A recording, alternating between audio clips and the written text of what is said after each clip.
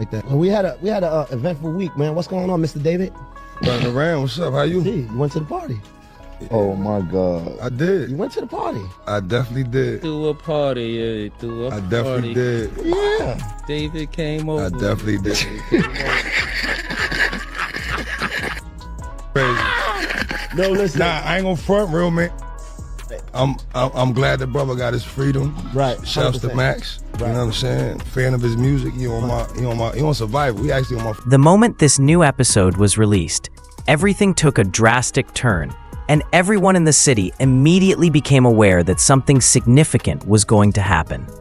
It felt more like a behind-the-scenes moment that wasn't meant to be recorded on camera than a podcast, particularly with the names of Dave East, Max B, and Jim Jones appearing in the same conversation once more. People have been anticipating the outcome of this conflict for years. The energy is now more audible than before. In actuality, many rap partnerships have been appearing unstable for a considerable amount of time, and instances such as this reveal the true thinness of those ties. Some of these performers only collaborate when a check is on the table or the cameras are rolling. However, the crowd abruptly shrinks when it comes to true brotherhood or standing firmly behind someone, and this circumstance is demonstrating it once more. Jim Jones entered the spotlight at the ideal time by starting a new podcast at the height of the Max B controversy. It wasn't a coincidence. That involved timing, strategy, and being aware of the precise moment to arrive. Without exerting any effort, he entered the spotlight with ease.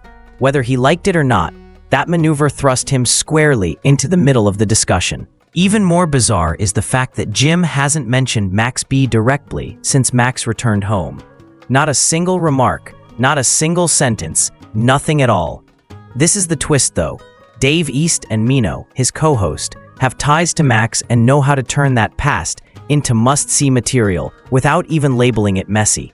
As soon as the camera began rolling, Mino jumped right into the contentious portion of the narrative, asking Dave East the question that everyone on the internet had been waiting for a response to. Dave arrived at Max B's dinner party immediately after Max returned home. The entire atmosphere in the room changed. The conversation became more in-depth and ceased to feel like casual banter. Man, everyone could feel the tension in that room. It was thick enough to cut through. We finally heard Fab's perspective on this lengthy, tumultuous relationship between Max B and Jim Jones just when everyone thought the intensity might subside. This is one issue that needs to be made very clear. Now that Max B has returned home, Jim Jones is managing this situation with true discipline.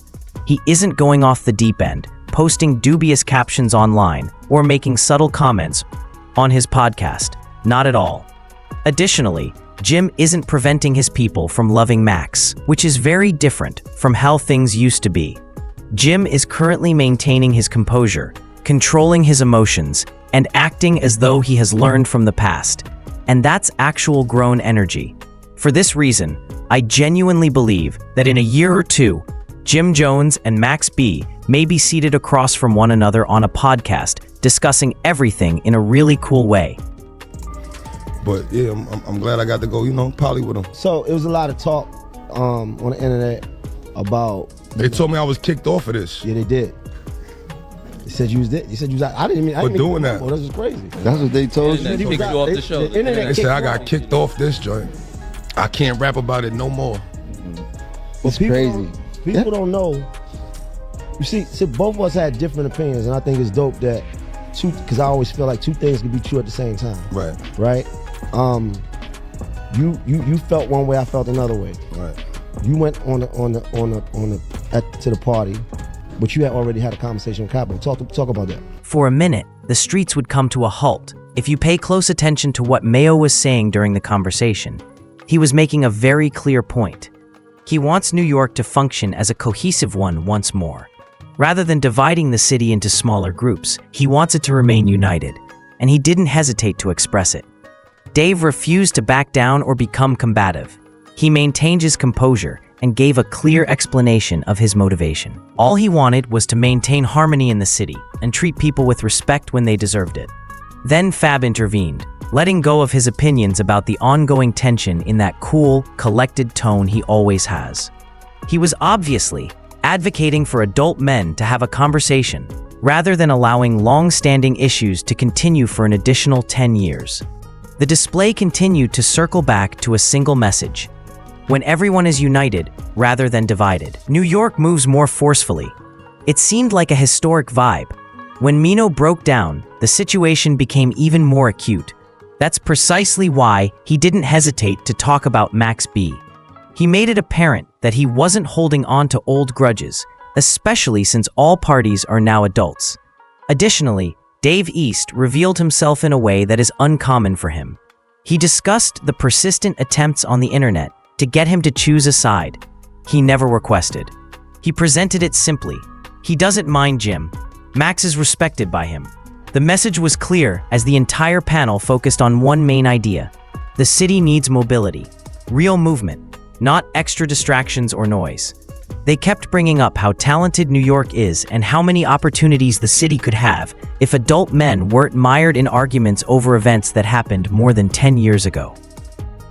The entire chamber shifted once more when Mino dropped a heavy point. Everyone sat up when he said something. Yeah, I feel like I never was around him, Max. Right. You know what I'm saying? Like, but we had our own relationship through who we know or whatever.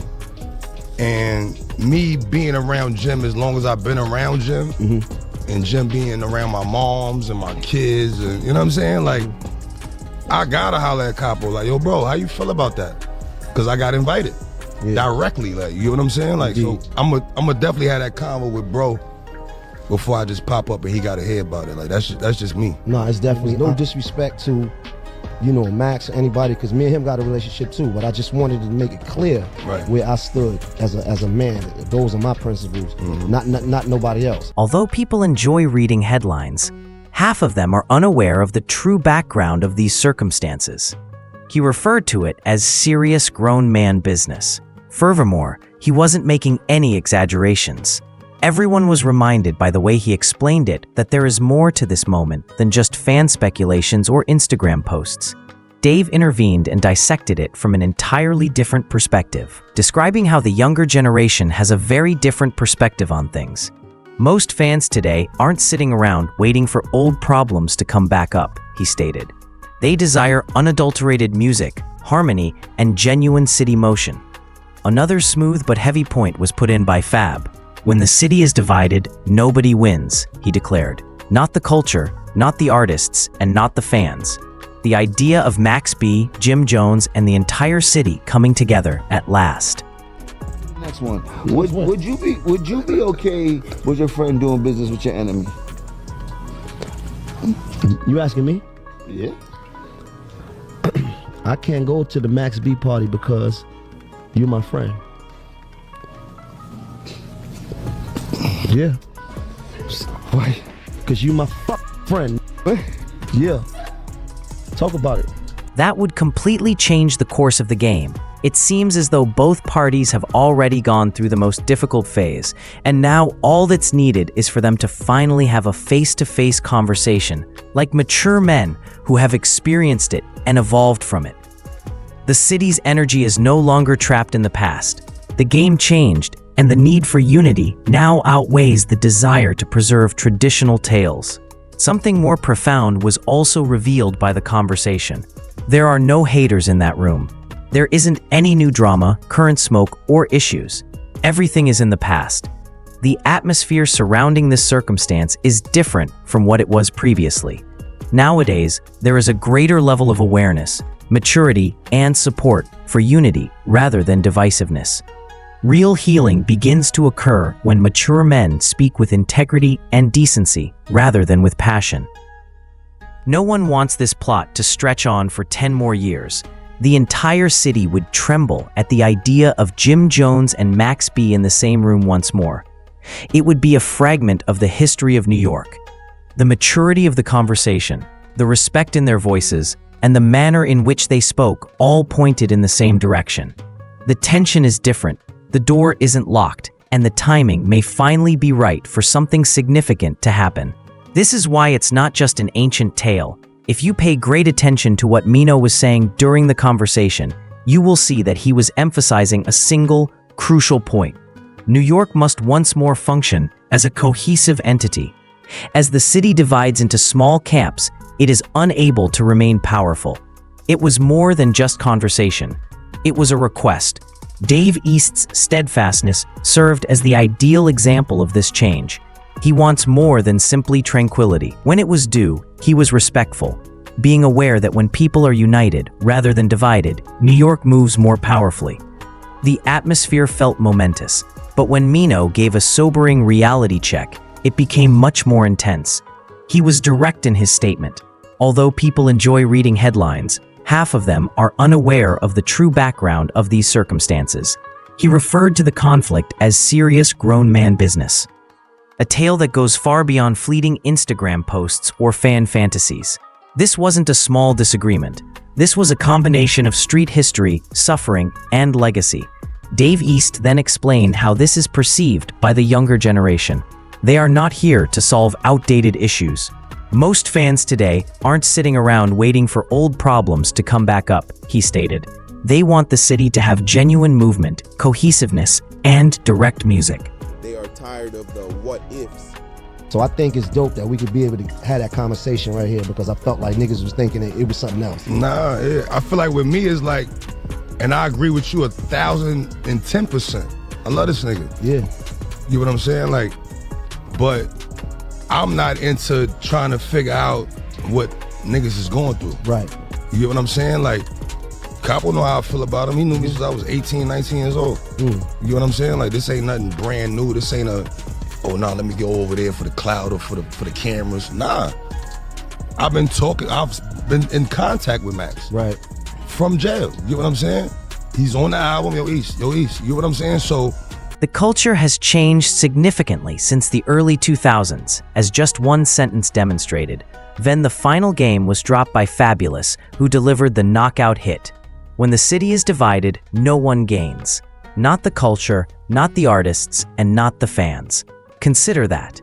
The idea of Max B, Jim Jones, and the entire city working together at last would completely change the course of the game. The energy would change from tension to irresistible power. What was revealed throughout the conversation is crucial. No one in that room harbors animosity toward anyone.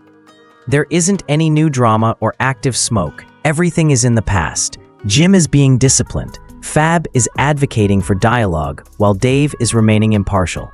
Both parties seem to have already overcome the most difficult obstacle, the emotional barrier. The only thing left to do is for them to finally have a face-to-face conversation like mature men who've experienced it and grown from it. The city's energy is no longer mired in the past. There is an overpowering need for unification, the desire to preserve historical tales. The conversation's maturity and the manner they spoke all pointed in the same direction. The entire city would tremble at the idea of Jim Jones and Max B sharing bread in the same room once more.